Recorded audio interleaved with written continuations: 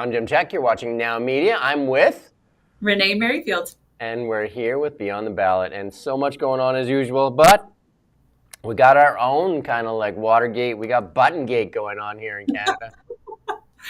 Buttongate, yes, indeed. This last weekend, wow, the controversies were swirling.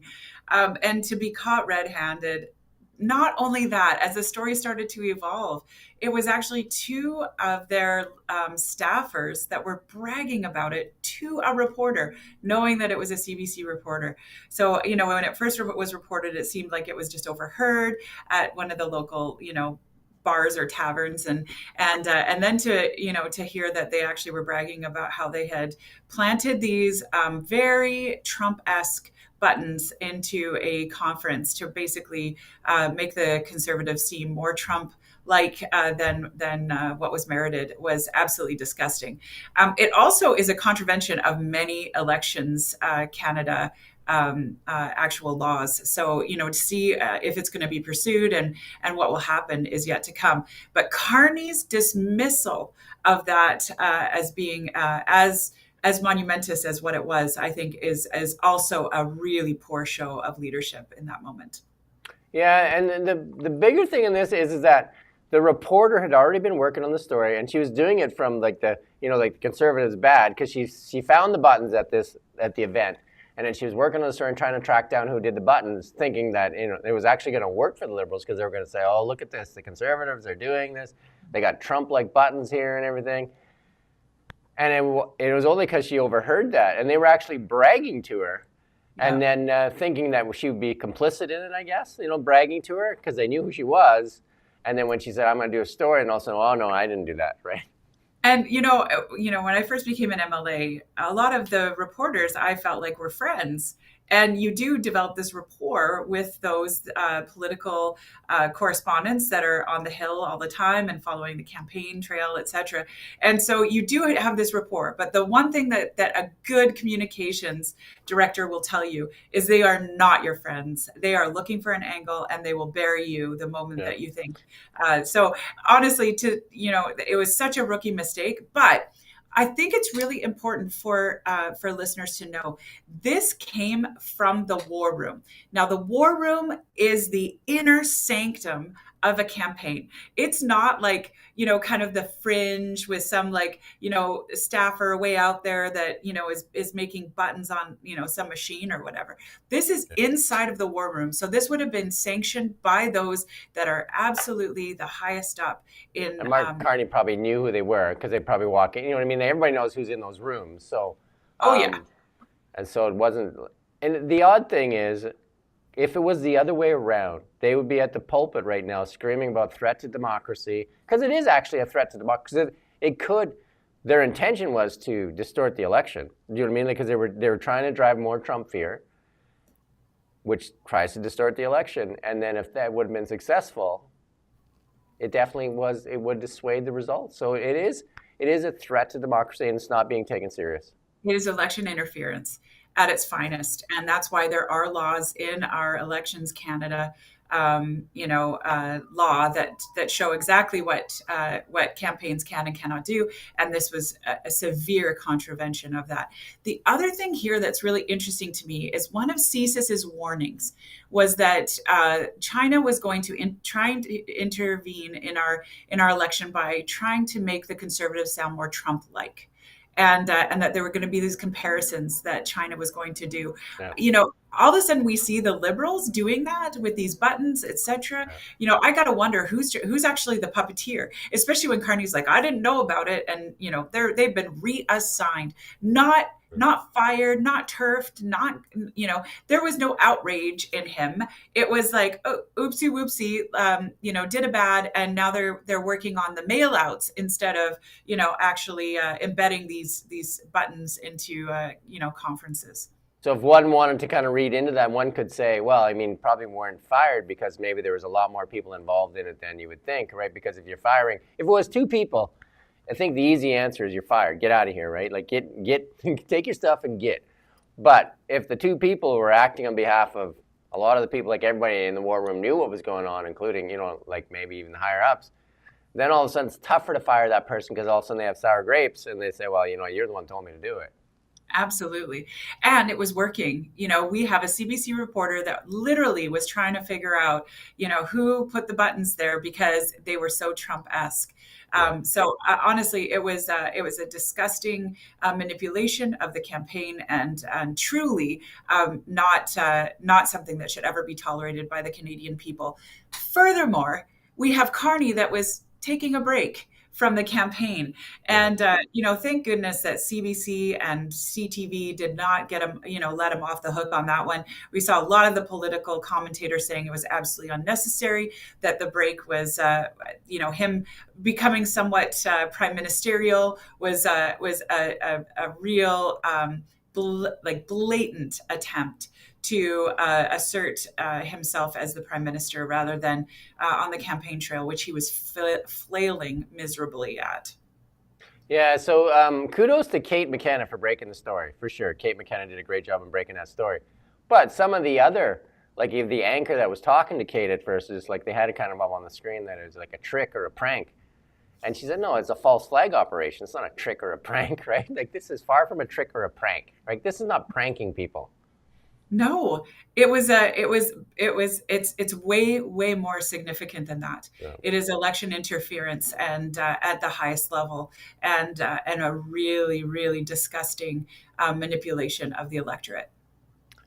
Yeah, when you talk about Trump too, I I mean, loved, that's, what's that? Go I ahead. loved one of the political pundits, and I think it was like I want to say like Warren Kinsella, but who said like this calls into question everything that we've been seeing on the campaign trails, whether it's the people trying to get into the CBC rallies with the MAGA hats, or the big banners that are being held outside that have the Trump-like Yeah. slogans. All of a sudden, it was like calling into question all these different photos that we're trying to How assert about the that. Nazi flag at the Yeah. truckers rally, right? That just showed up for a few minutes that nobody ever knew was, had a mask on and everything. And Justin Trudeau's photographer happened to be right in the right place, at the right time. Yes. Weird, Yes. eh? Indeed. Very strange.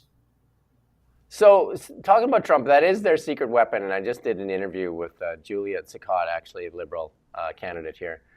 That is kind of what they're running on. They're running on like Trump, right? The fear of Trump. And Fear.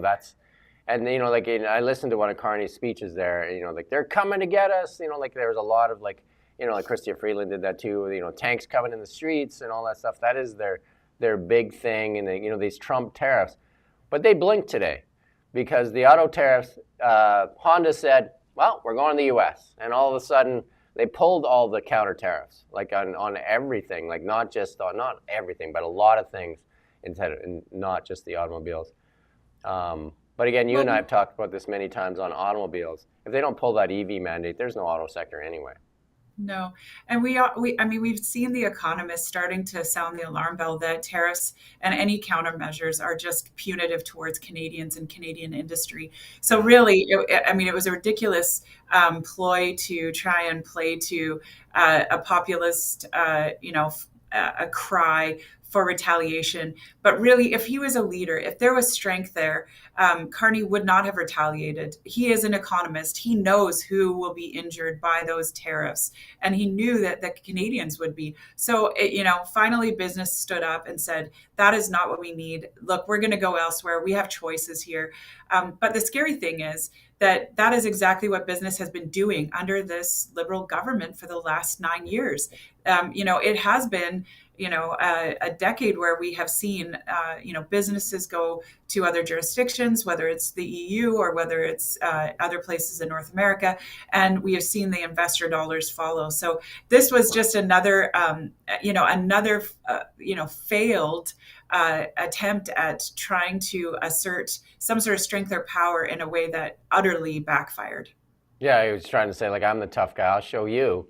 And all it did is show us how we had the tariffs stick with us, and then they backed off on the tariffs. But that is the one thing they have, because their record is not great. They can't run on their record. They can't even run on their policies. And you and I are going to break down some of the policies. But so they can't run on their policies they're putting out. Like yesterday, they put out, maybe it was the weekend, basically a coupon for kids to go to parks and I mean, that reminds me of the taco and tinsel GST 2-month holiday. Like these are not substantive policy. They're trinkets. And even in that, when he was saying, here's your 2-month free park pass to a museum and that, because Trump's a bad guy. What does Trump have to do with museums? Nothing, nothing. It's simply to remind everyone how afraid we're supposed to be of Trump, Right. and really what we need is a leader who's standing up in power and saying, no, we have something that the world wants. Who cares about Trump? Let's deflate by Excuse me. going and finding other people to hang out with in the playground. And I think what's really scary is that last night on the French little round table that they had there, Carney said we don't need pipelines. That is a scary, scary, scary thought. And he's starting to leak a little bit. He hasn't been consistent in his messaging. He has not been consistent in his policy. But we have heard now, not once but twice, him talk about the lack of need for pipelines, and that he couldn't be more wrong on that point Yeah. alone. And we also know that 80% of Canadians support pipelines right now, and further pipeline production. So we know that Pierre on that rung definitely has the right policy. We also know that Pierre has policy. We actually have something to debate with respect to Pierre. Right now, Carney hasn't given us a whole lot of anything to debate outside of a couple of housing plans that benefit Brookfield, his own company, and and a crime law that basically is going to allow Bill C-75 to exist, and for Canadians basically to bear the brunt of criminals. Yeah, I mean, they have so many different crime policies that like Pierre has differently, and one of those is like the 3 strikes you're out, and then consecutive sentences for mass murder. And whereas like the Liberals still are hanging on to that uh, incarceration at home, like and then they break that, and then they just like, well, you're just gonna get more at home. I mean, well, what's the penalty? Just more at home, right? Like, Totally. It's yeah. it's a ridiculous law. It needs to be repealed. We need tougher penalties for criminals. It's not working. What we are doing is not working, and the worst thing that you can do is double down on what is not working. We just saw this last week. 2 Vancouver Police Department officers lit on fire while they were trying to move someone along, and a security guard have their finger bit off. All of these were prolific offenders. In fact, the gentleman who set the 2 police officers on fire had 10 outstanding charges. That is ridiculous that he is walking our streets, and that could have been anyone, not just the police officers, but it literally could have been anyone. So we've got some really big issues as a society, and crime is one of them. Housing is another one. We simply do not have enough housing. Carney's plan for housing benefits some corporations that are into modular housing building and heat pumps. But I can tell you, we are far from complete on a housing plan, and definitely is not going to get it all built with government acting as the lead developer on those. Yeah, so the basic thing is Pierre Poilievre's plan is up to $115,000 on all new homes, and that is like the 65,000 max off of GST for $1.3 million homes and under, and then plus some credits for municipal taxes and that, so up to $115,000. That's to the taxpayer. That's actually to the taxpayer, which, I mean, if I would say, well, I'll build a home, and it's not to first-time home buyers, it's to all new homes, which is like a huge bucket. And then Carney's plan is GST free on first-time home buyers, only first-time home buyers under $1 million. But we know that most first-time home buyers do not buy new homes. They buy something out of the used market because it's immediate, and it's their first home they're getting into, because a lot of people can't wait the 6 months or the year or whatever. Plus there's more risk because the financing doesn't go into place until then. So it's a small portion compared to a wide portion of people that are affected. And then the other parts of Carney's plan are, like you said, all directed towards corporations, and that's $25 billion in financing for modular home builders, and another $10 billion for low-cost home builders, and then the bringing back of the MERB, which they got rid of back in the 80s because they said it only benefited developers. So Yeah, really slanted towards it didn't corporations. only benefit developers. I'm going to take exception to that. It Okay, only benefited investors, there you go. and it was a huge tax Yeah, benefit. It did. I mean, MERBs back in the '70s did stimulate a tremendous amount of apartment built rentals. So there were a lot of those built. I mean, they're sitting all over our city right now. I don't think the MERBs should be brought back. I think that we should find a different way to incent money to go back into the housing market, which has not. I mean, basically, investors are out of housing and they're pulling out left, right, and center. What I do want to say is that you're right about Carney's plan for first-time homebuyers to have their GST removed. They're not buying new homes; they're right, buying the resale homes because that's what they can afford. right. Those are far less expensive. So definitely, we have a better plan with Poilievre's plan. The other thing is that he's hitting at DCCs. He's hitting at those development cost charges and saying, municipalities, you're on notice that we're going to give you money, but we want you to lower your DCCs. He's right about that. DCC calculations are made by the cities without any assumption of assistance from federal or provincial governments. So when we do a big project like we saw here with the South Kelowna Irrigation District coming under Kelowna Water, when that big project of $60 million was done, well, there was 25 million from the feds, there was another 25 million from the province. So really it was only 10 million that the city put in. But the DCCs that are collected are based on a total aggregate amount of the 70 million. Now, that particular project wasn't a DCC project, but I could give you the Lakeshore Bridge that was done, which was a DCC project, which did receive other funds from federal and from provincial dollars. No discount was done to the rest of the DCC program. So is there a mechanism for, a developer to get a rebate back on everything they were paid? Probably not. But what should happen is all of those DCCs should be lowered, or that rebate should go to the end user that paid for that DCC. So give it to all of those that bought in that particular development, that ended up having to pay for that, $2, $3, $4, $5,000 of that one project. So I do think that he's bang on getting the municipalities on notice, because right now they're sitting on some huge cash stores. Kelowna has almost $1 billion sitting in an investment fund right now. Vancouver has billions of dollars. We've got Burnaby with billions of dollars. Like, there's some very large cash stores right now, largely from the collection of DCCs without having to spend them. Yeah, and it seems tougher and tougher. Like, and I think that had a lot to do with the Liberal government and a lot of the NDP policies of not really wanting to build a lot of single-family homes. That they're, it's hard to get land, kind of like, brought into where you could develop it. It's mostly they want to do like high density type stuff, and it's tougher and tougher for people to get a single-family home. Oh, almost impossible. There is no more single family home zonings, right? So it's going to be almost impossible. And it's not like we don't have any land, second largest land mass in the world. And we have a very small population living on that very large landmass. So we have a lot of land that could go. And, that's what Poilievre's plan is. He's like, I'm going to release 6,000 hectares immediately of crown land just to get to stimulate, housing. And, in doing that, he also says, I'm going to also look at reducing the value of land by, overproduction of it, basically.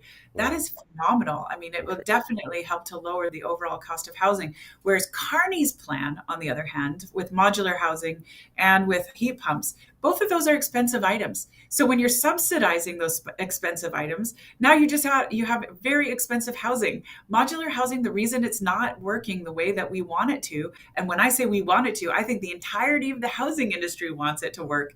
But the reason it's not is because it's simply way more expensive than conventional building. And so it's, to then say we're going to spend on a more expensive solution, like what? It's absolutely absurd. And if it was possible, we'd see it happening today. And the conflict of interest is obviously, something that should be looked at very carefully, because Oh, the $35 billion in easy money financing, and it ends up in like a certain place. It seems odd, right? Oh, Carney has so many conflicts and that are undisclosed to the Canadians. So right now it's all based on, speculation, but Brookfield owns, modular home building companies. Brookfield owns, natural heat pumps. We know that they are so knee deep in these aspects, that him promising that is such a conflict of interest. He should not even have it near his policy, and instead he's it's basically the center tenet of it. It's disgusting to me, and it reeks of conflict of interest. So, a question for you: if you're Canada's economic advisor, and you're advising on policy, you always have influence over policy. And the biggest thing in policy is the economic policy is tax collection, because that's really what a government does, is collect taxes. But at the same time, you're employed as Brookfield CEO, advising them to dodge taxes, and $5 billion of taxes are dodged in what President Obama calls the biggest tax scam in history. So isn't there a conflict right there? Like, you're advising on policy, you have influence on policy, and then you're also advising the company you're running to dodge taxes in the name of $5 billion. Like, Canada could do probably a lot with that $5 billion. Oh, yeah. And I hope that everyone's hearing you correctly. And $5 billion. Yeah. There's a lot. And $5 billion, and that was just calculated over I believe the last 2 years. And that was just for Brookfield. There's a bunch of other funds that are now implicated in the same thing. Oh yeah, and I mean the irony is he won't answer the question as to whether or not he actually paid taxes in Canada, personal taxes in Canada. Come on, we've got someone running for the top job in all of Canada, and we don't know where he filed his taxes or where he claimed residency. That is scary to me. That is so scary to me. Who is he actually allegiant to? Like, who is, where is his allegiance, and how is that being exercised? I haven't seen it over the course of the last 10 years. And I don't even know where he was over the course of the last 10 years outside of, he wasn't in Canada. So, really, we've got some big questions that do not have answers. And, there's like this huge misconception that he somehow was this huge brain that got us through all of these different issues. And it's like, if he was this huge brain, he got us into these issues because he sat as an advisor since 2020 and absolutely barreled us into the highest inflation in all of the G20, absolutely brutal GDP growth, the lowest in all the G7, and into an economic tailspin that we will not be able to see the light of. And that's interesting. This weekend, while he was dealing with Buttongate, a very, very beautifully written, beautifully crafted letter was posted in every single newspaper across Canada, in which 30 business and bank leaders, financial leaders, I should call them, that's better. Financial leaders came out in support of Pierre Poilievre and said, this is who we need to support. We're talking bank CEOs. We're talking some of the largest home builders to the tune of $6 billion companies. Mattamy Homes is absolutely massive. Kingset Capital, John Love. We've got, REITs in there. We've got capital, venture capital. They all sounded the alarm bell and wrote to Canadians and said, Canada, this is one of the most important elections, and here's why. Here's the economic precipice that we find ourselves upon, and we are about to basically fall off a cliff.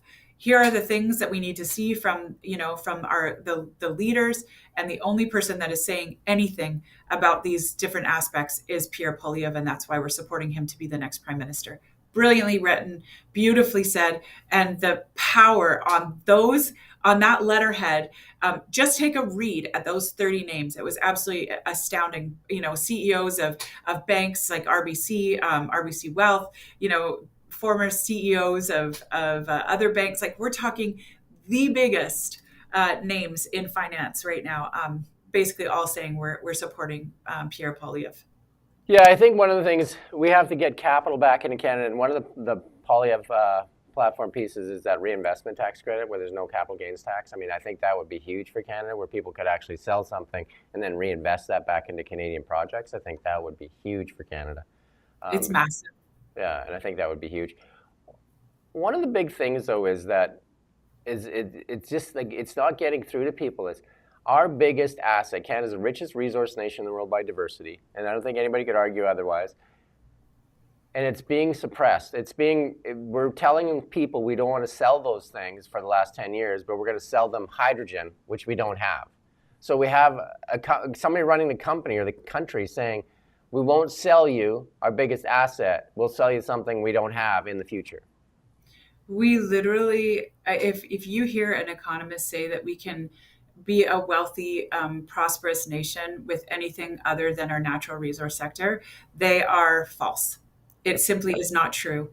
We do not have the amount of dollars or investment or technology or creative capital to actually see any of that come to fruition without focusing on the prosperity that our natural resource sector will bring.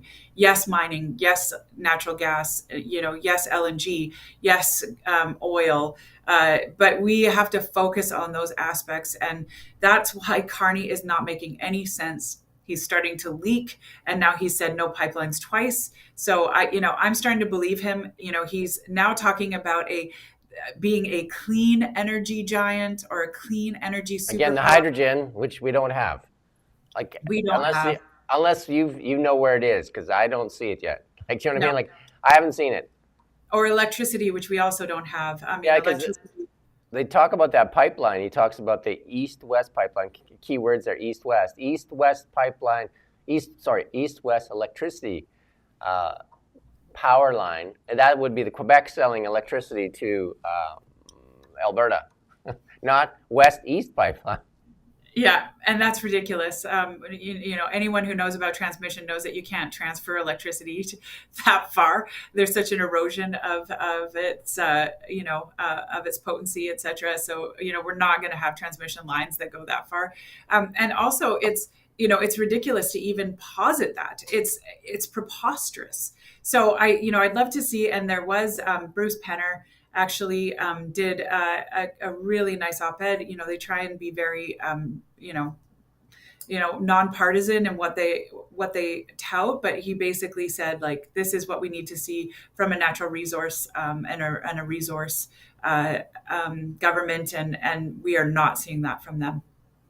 We want to get to two more things before we go because we're over already. But Sam Cooper put out a piece and saying the Chinese government, CISA said the Chinese government, what they're going to try and do is make the conservatives look Trumpian. They don't even have to let the Chinese do it. That liberals are doing it themselves with the button gate and that. So they've taken that idea and run with it. Well, and I'm wondering then, who is the puppeteer? Who is actually driving that? Who is controlling those shots?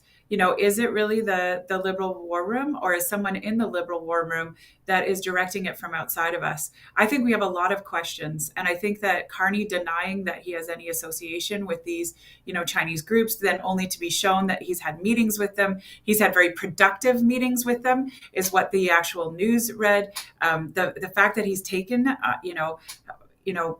hundreds of millions of A dollars quarter from of a billion, $250 million in a loan. yeah, so 250 million from the Chinese, from the Chinese government.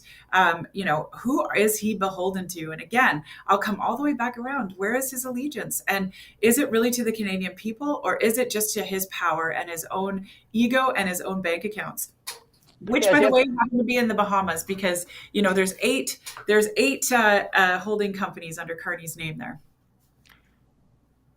And then his magic always will be, Trump, Trump, Trump. But I would say to people, you might be wanting to be more worried about the Chinese than Trump, because they seem to be more kind of like infiltrated here in Canada, like in our politics and everything, versus, Trump says a bunch of, stuff nobody's a fan of. But I don't think Trump has operatives that are working in our government. Steve Bannon, basically in his interview with Brian Lilly out of Toronto, and Toronto Star, or Toronto Sun, sorry.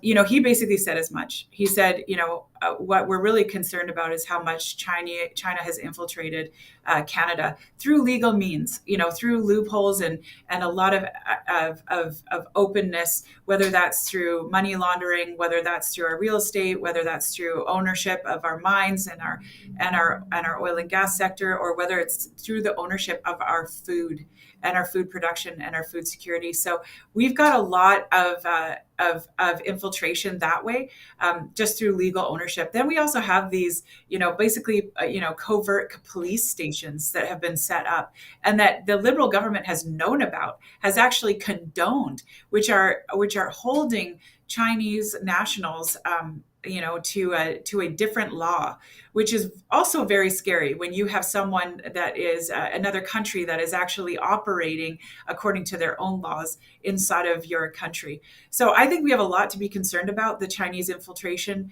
I think we have a lot to be concerned about, with them and our Arctic security.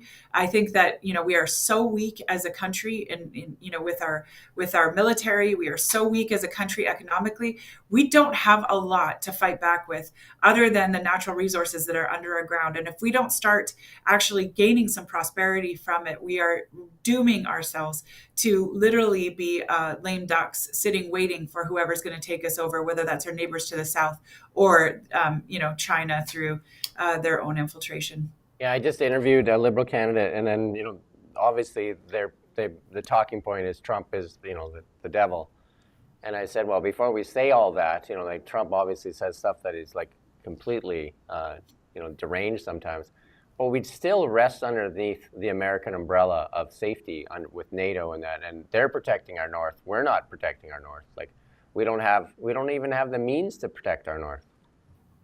No, we don't have the means. We don't have the aircraft. We don't have the military bases. We are Yeah. sitting ducks. And Yeah, I reminded her that we have four nuclear. Sorry, we don't have nuclear submarines. We have four diesel submarines that we bought in a UK garage sale in 1990.